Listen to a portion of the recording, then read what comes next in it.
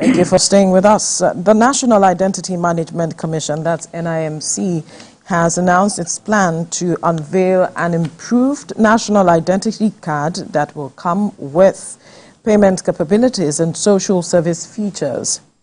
The new card, created in collaboration with the Central Bank of Nigeria and the Nigeria Interbank Settlement System, will be powered by AfriGO, a national domestic card scheme.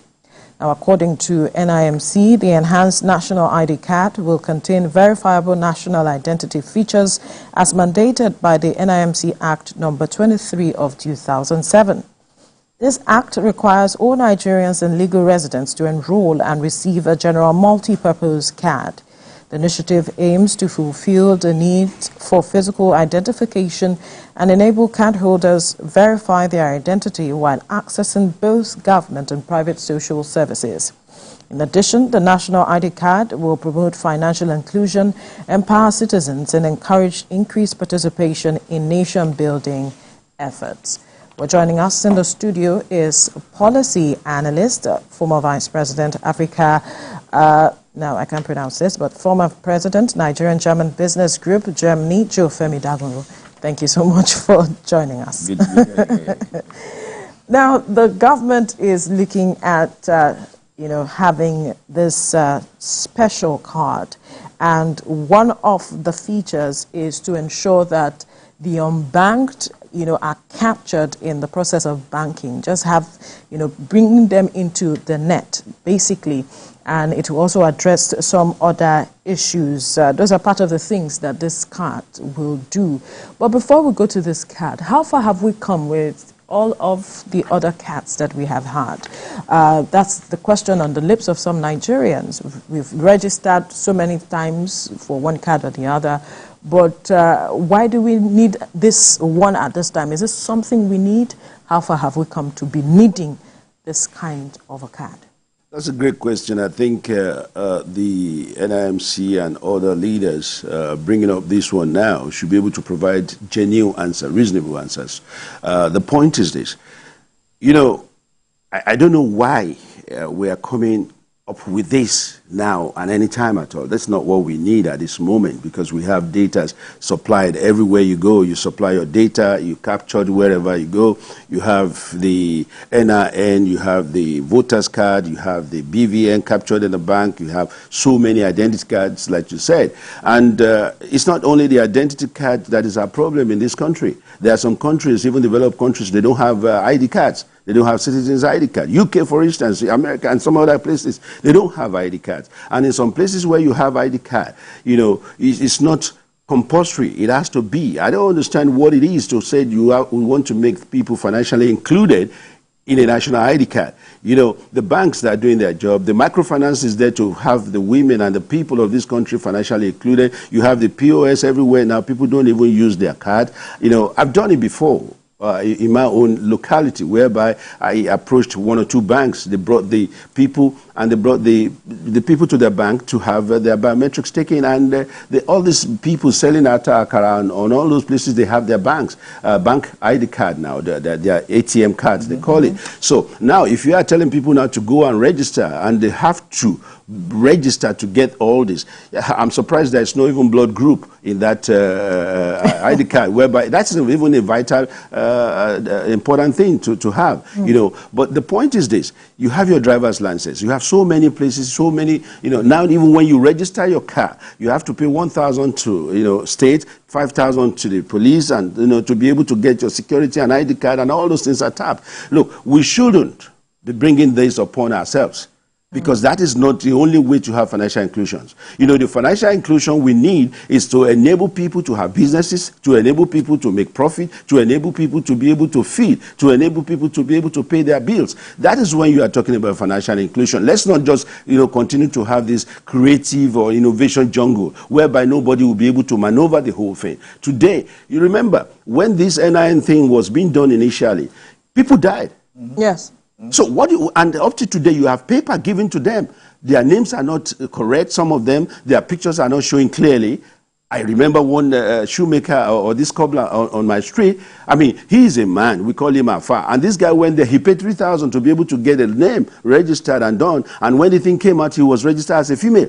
So you are now telling that guy to go and online. This guy does not know how to go online again and pay a fee and to be able to change himself, his identity from female to male. For a fee? Yeah, for a fee. So you think the guy will go, he will say, look, you can't. Forget about it. And then where he goes to do that, maybe he will say, okay, let me go. One day they will ask for this. Then he goes to a shop, and the shop dealer or the shop man there, or they call it a name now, I can't remember. He collects all the data. He said, look, I'm going to help you to fix it. And by the time he collects the data is already left with the guy there who is doing the thing for him. So we are leaving our data carelessly everywhere. If we have done NIN, I have NIN paper. I don't have the card. Give me the card for goodness sake. How many people have the card? So, how many people have the card? Let us finish one thing before you go to the other. You know, there was a time they said maybe it has to be linked with a JAMB or something like that. People cannot do things like this. You can't continue to come up with ideas. We are facing so many issues in this country. Let them not come up with so many ideas. Now you have to link it with your account. So we have bank cards already. You have Visa, you have MasterCard, you have everything you need, debit and credit cards. So you don't need to go about with all this. This should be something voluntarily. And before you know it, they will give you a deadline and say, this deadline, you must meet it. And if you don't meet the deadline, they will extend the deadline again. And, you know, so we can't continue to play around. Somebody went on and even got damaged, a fractured leg. Because of this, do that. You have to link it with your phone. You have to do... For goodness sake, this is not the time for this. It might be a good idea, but for goodness sake, it's not a time for this. I know in South Africa, some people have this gender thing, gender card. But in Nigeria, with over 200 and something million, for goodness sake, let's leave this for now and let us concentrate on how to feed our people, how to have this financial inclusion, genuine financial inclusion, and how to make sure that this country, we are happy. That's the Constitution allows the government to make its citizens happy citizens as well. And I think the president is doing something good. With all these things we have within a year, this is not what we need at this moment. Okay, so you have mentioned about data breach and all of that. But in all of this that we're putting our data out there, how safe are we? That's the question. That's the question. And people are saying, look, could it be that these people don't even have our data correctly somewhere? That's why they want to have another one. Well, with the errors we have seen, so, like you mentioned. Yes. So, excuse me. So now you have to be transparent with some of these things. And that is why you don't just come up, give us the plastic card. And for how long is it going to last? Is it for a year, for 5 years, for 6 years? Don't forget we have the passport, the national passport, that you travel around, the traveling passport you carry. Yeah, but you can, I think this card will also can function as that. No, it can't, because you can't travel internationally or locally without your passport.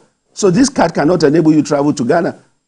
You know, and you are talking about ECOWAS card again. So please, let us come up with something that is unique, but then not to put ourselves in a very dangerous situation of trying to say, oh, you must do it, you should do it. It is not compulsory for us now to have it. The ones NIN that we have right now registered and painstakingly taken care of, please get the cards ready, send it to people. The passport is going on well. You can just go to the passport offices and you get that. That's a good idea. People are saying that. So you've mentioned about the fact NIMC is going to be in charge of all of this, right? And commercial banks. Commercial banks as well. Anyone who requires it can just walk into a commercial bank. Situations where when you're trying to get your NIN, you see a lot of people at the different offices of the NIMC offices. Is there a seamless way using technology to do all of this? Don't forget, rather than go and queue in a place. Whatever seamless way you want to use, or whatever technology you want to use, there are people in this country who cannot operate a PC. There are people in this country who cannot go online and begin to punch their data on the system. Those are the ones that one can classify as the unbanked as well. It's not compulsory as if those people are unbanked. Even those who are intelligent, those who are educated, most of them will not want to do it because that is not their priority right now. So you have to begin to look at the priority of the people. The citizens are looking for something. Unbanked. So if these people are unbanked, when you say they're unbanked, there are so many ways they can be banked as well. You have the microfinance, you have the microinsurance, you have the micro whatever. Let us make sure those ones are working well and they're doing their job very well. Then, do you know, even the alajo, the so-called women that goes around and collect, they take the money to the bank. Or there's a way people have been operating their businesses. You want to give them social things, you want to give them palliatives, you want to give them, let there be cooperatives, let there be chambers of commerce and industry. There are so many people, that the churches, the mosques, you can reach people directly through other means. Even if you have the card, that does not guarantee you all the social benefits. You know, let us have accurate census. Let us have census. You know, even you have Lastra in Lagos State. You have to register in your state, in your local government. How many places do you have to register? Where do you get this idea from? Which country is doing this right now? People are thinking differently. Let us not just come up with the idea of the fact that, oh, the president said we have to be doing something, we have to be, you know, judged, or we have to be, you know, given a pass mark by the people, so we rush out to bring in all these things. Not all these ideas are workable, and not all these ideas should be even proposed in the first instance. And money will be spent on this again. Absolutely. And a lot of billions will go into this. And at the end of the day, it seems we are repeating things that have been done, and we don't do it well. We have to do it again. We should stop this for now. I think so. But part of what they are looking to, for this card to do beyond financial inclusion, is to encourage increased participation in nation building. How? Well, once you have that card, perhaps as you access private and government parastatals or whatever it is, as you can make contributions. How? You can do whatever it is. That's their suggestion. Listen, the card does not make you to contribute meaningfully or genuinely to the development of your country. It's not the card. You have to willingly, wanting to do that and deliberately do that. To contribute is maybe you are saying, look, these guys have to get a job. The government has said, look, you can take a loan, you can have bursary, you can have scholarship. And these guys, when they come out, they want to work, and when they get their jobs and they want to do things, and they will be contributing meaningfully to the system. It is not the card that makes you contribute. It is the people. You don't need to have a card to make you to contribute. People will be scared to take this card because they say, look, if you take all these cards, that means you want to capture them again to begin to tax them. You know, you have to look at the mentality of the people, the way. So I think we have to do a lot of enlightenment about, you know, building the society, building the community, building our homes, building our schools, building the government, supporting the government's activity. We have to do a lot of enlightenment. Enlightenment, the people have to be enlightened. Even those who you think they are enlightened, they are against some of the policies. So we have to do orientation program, not just sitting down in a place and begin to say, look, we are doing it. It's not one-off thing on TV. You have to go around to the nooks and crannies of this country and begin to tell the people the truth and be transparent with some of these things we are doing. It is not, listen, we can have committees, we can have commissions, we can have all these things. But if the people are not genuinely involved and to be told the truth, you have to appeal to the conscience of the people. I've said it here one time. One good thing about the president is that he's telling the people, look, I called for this job. And that is why I'm not blaming anyone. And I'm ready to do this job. And that is what these aides and all these other ministers and all these people should be doing. So you feel they do not understand the president's intent or intention as it is with these kind of decisions that they are bringing up? To be candid, I don't think anybody understands what is going on in this country right now. The mood of the people. The president is speaking to the mood of the people passionately and in a very humble way. And this is the way we should go. You know, so if your president is speaking in a humble way to tell you, listen, it's going to be hard for a while, but I'm in it with you, and I want to make sure that we don't suffer this again. The president is putting up structures that were not there before or that were dilapidated. Fundamental structure, fundamental issues are being resolved right now. If we are able to resolve these and we put these structures in place, I'm not talking just about the structures about the roads or whatever, we are able to put, you know, political structures that people will understand the rules and they will follow it.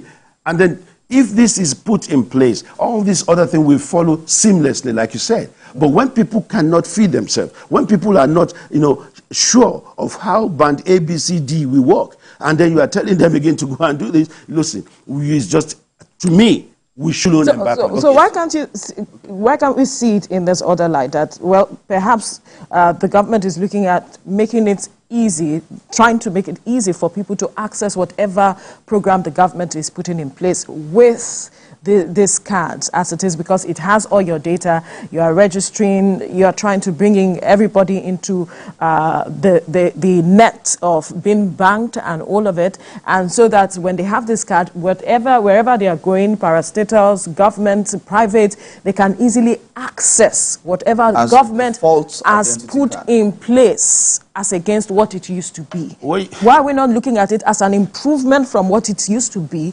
so that people can, you know, fall in and access whatever government is trying to achieve at the end of the day? Yes, good idea. You use the word default.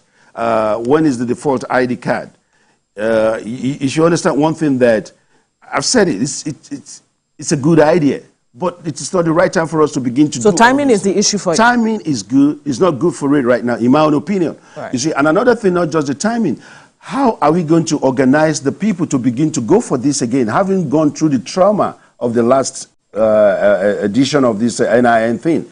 It should be something that, I don't know, they've not given the time limit or time frame for this and that. It should be something you can walk into the offices in your local government to be able to get this thing at your own time whenever you want it. If you want to travel out of this country, nobody needs to force you to go and get a passport. You walk in there, you know it. So if the structures are there, if those things you said, the social amenities are there, and you said, and all yes, if they are there, and you say you need a card to access it, you won't force anybody to go and get it. But if these social amenities are not there, and you say, look, go and get the card before I provide the social amenities, I mean, for God's sake, what are we talking about?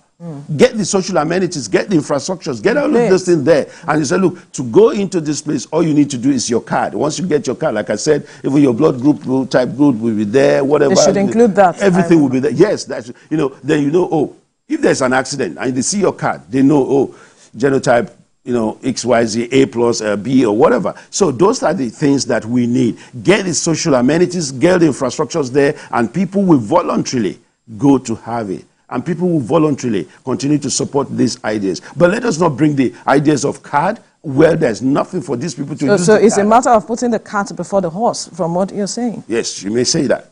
Okay, so there's this mindset that this will help curb internet fraud. For goodness sake, what has that got to do with internet fraud? What has that got to do with internet fraud?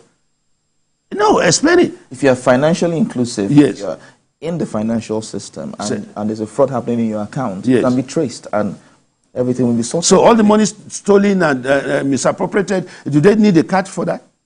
Why can't the banks report it to the EFCC? That's why they got our BVN and every other details. So, I mean, these are the excuses I think people should not be given. Internet fraud or whatever banking fraud, that's not even internet fraud, that is banking fraud. If you discover that somebody has a 300 million or 3 billion in his account and you are looking at this just as maybe a secretary, and then you are not reporting it to the EFCC, and you are not saying that it is this card that will do that, and then the next thing you see a snake has swallowed, where's that snake that swallowed 3 billion the other time? So these are the things, the excuses we should not be giving to the people. We are not, I mean, Nigerians are brilliant, you forget that? That you can tell them that this will curb internet fraud? No, it has nothing to do with that. I mean, give me a new excuse and let me talk about that. Right, interesting. But when we're looking at the matter of developing society, financial inclusion, and all of this, these are critical issues when we're talking about democracy and developing the society as it is.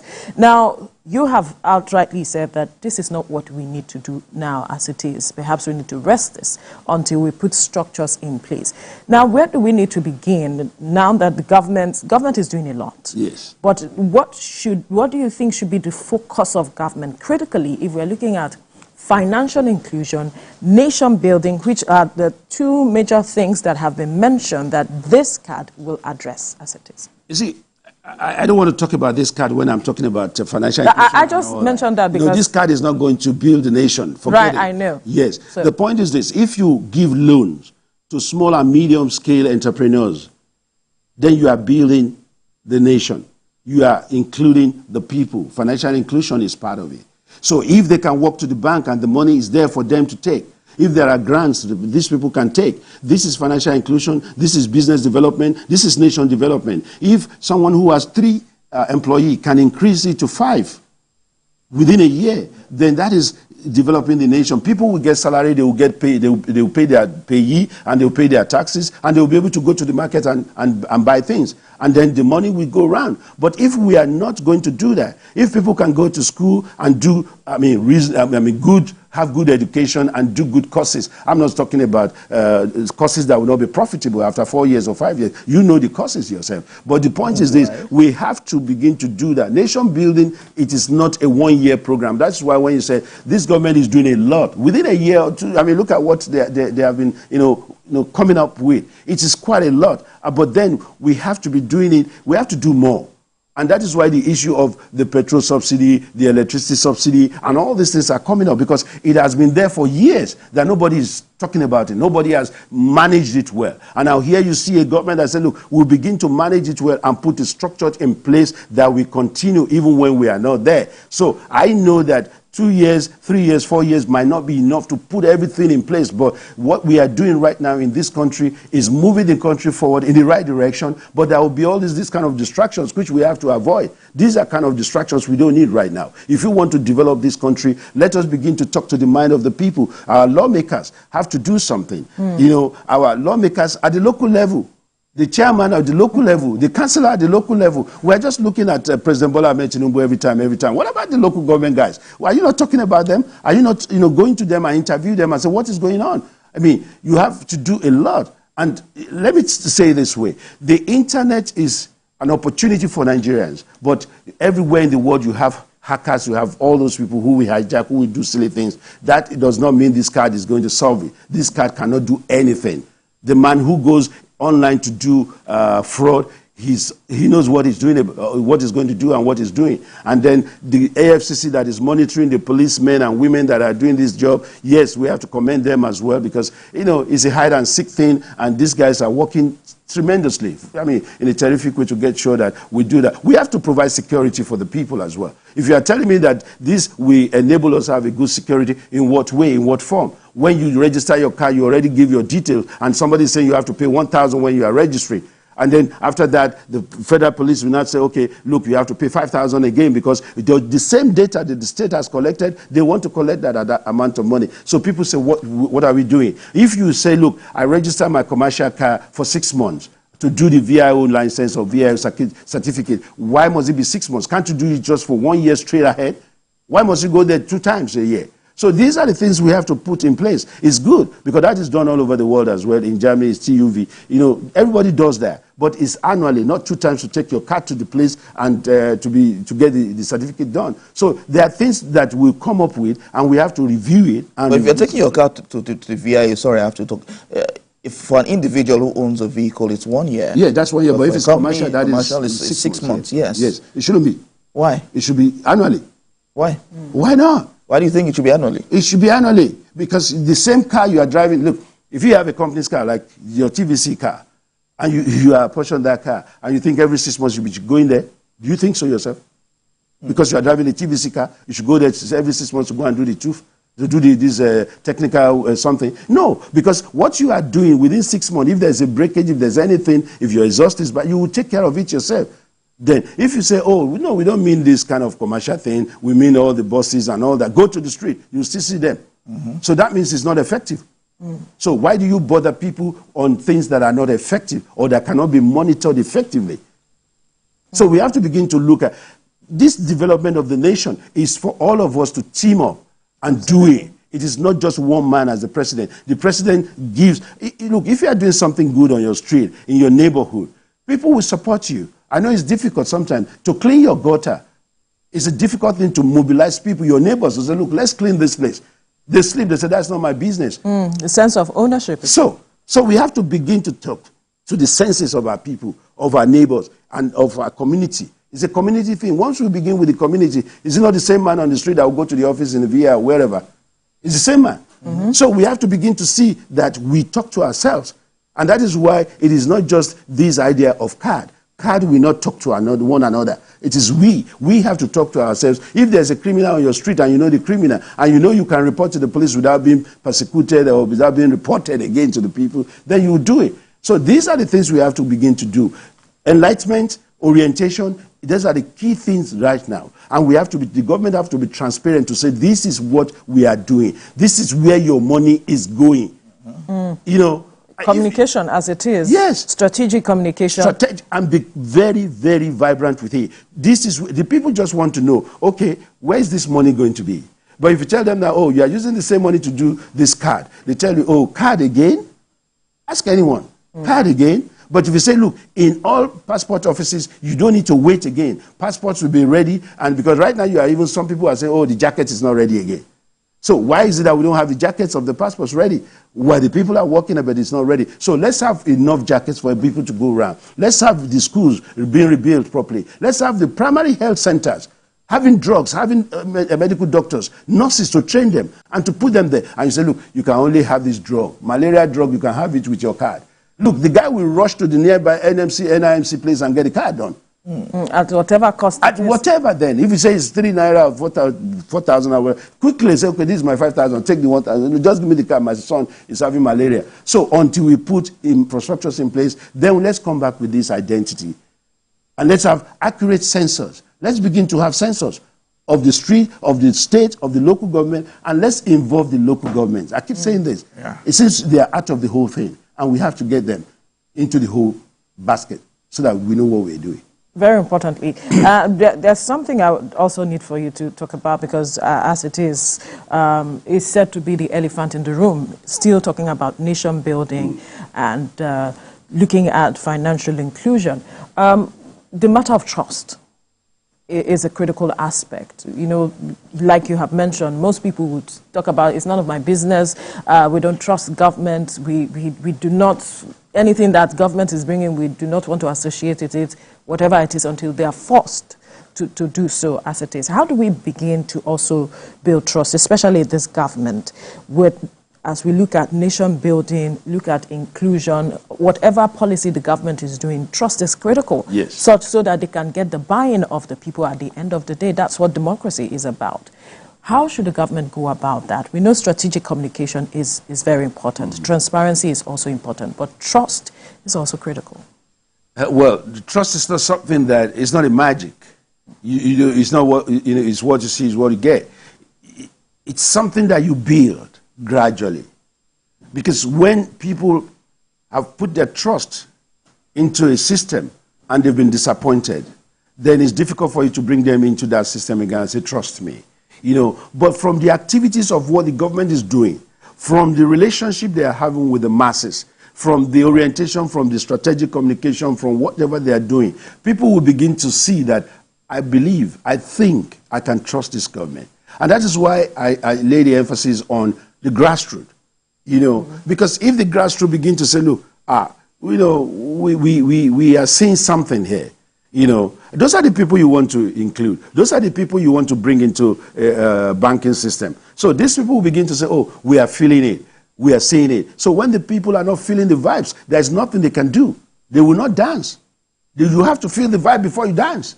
So the people are not feeling the vibes of any music, good music or bad music, slow music or fast music. You are playing your music and they're just watching. They say, look, I'm not feeling the vibe. The moment they begin to feel the vibes of the music, they will get up and dance, and they will dance well. They will dance happily. So nobody is dancing because nobody is trusting you because of the past, issues or the antecedent of past governments.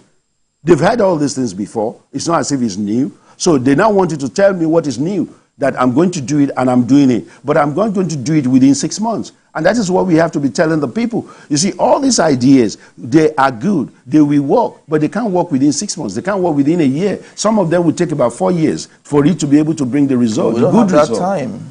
Listen, that is what we have to tell the people. That's the transparency in it. But start on a good note. When you start on a good note and they see where you are going, they can follow you and they trust you. What note are you talking about? Because it starts with campaign. When you're campaigning for an election, for a position, politicians say a lot of things just to get the votes of the people, the confidence of the people to vote for them. But by the time they get into office, it's a different ballgame entirely. Possibly that's why many people do not trust the words of the government. The point is, this campaign audacity is always there and will always be there. The campaign audacity, you can say what you want, nobody will hold you responsible for what you say. But it's based on campaign promises that people I tell you what, the guy will tell you he doesn't know how much billion has been stolen or has been taken out of the central bank. When he got there, he now found out that everything has been different from what he has seen. So now, what you have seen is X. Then begin to work on the X and tell the people, this is what I met there and this is what we are going to do. That is the trust. That is the transparency. You build it. So campaign audacity is there. People will say things when they are campaigning. Forget it. They don't even understand. They don't even remember what, some of them, they don't remember what they've said unless you do a playback. Yes. Some of them, they say it because on a particular note, you say so many things. And it's all over the world. It's not only in Nigeria. People say things like that. And that's why they call it campaign audacity. To say things that you can say, oh, I don't know. I don't mean it that way when I was saying it. You know, the stress on everybody Why going on you campaign. say things you don't mean? Because when you are there, it's different from when you are outside. So when you are now there, you see it differently. Would Bola Ahmed Tinubu, president of Nigeria, will he have seen what is in the central bank when he was not there? Will he have seen what has gone wrong? Or will he have known that these people would do this or that when he appoints them? He can't see that. Until when he appointed these people, then he saw, oh, this one has misappropriated money. Okay, I'll suspend her.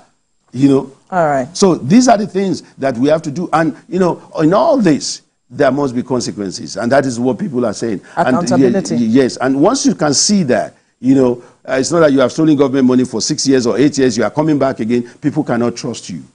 So these are the things we are facing right now. Trust is not something you can build overnight. It's something you gradually build. And you have to be transparent about it. To trust you. All right. We'll have to leave the conversation here now. Joe Femi Dagunro, policy analyst, former vice president, Africa Spielgeller GmbH, Germany, former president, Nigerian German Business Group, Germany. Thank you for your time. I appreciate it. Now, quickly before we go, the federal government has approved Thursday the